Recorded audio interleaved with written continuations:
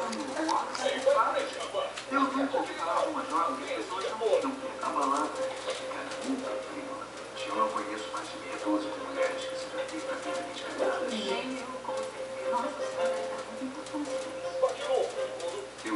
Certamente. Uma moça deve ter conhecimento de música, canto, desenho, dança e idioma moderno para merecer a balada.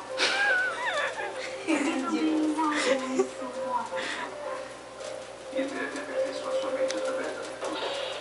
Não estou surpresa que o senhor só conheça essas mulheres treinadas. Fico até admirada de que conheça algumas. É tão severo quanto o seu próprio sexo. Eu nunca vi tal mulher. Certamente nem seria agradável aos olhos. Senhorita Elizabeth, vamos dar uma volta pela sua? Acorda, né? Tem que pegar a corda, né? Né, madrinha? Acorda. Você já estourou o negócio de fogo?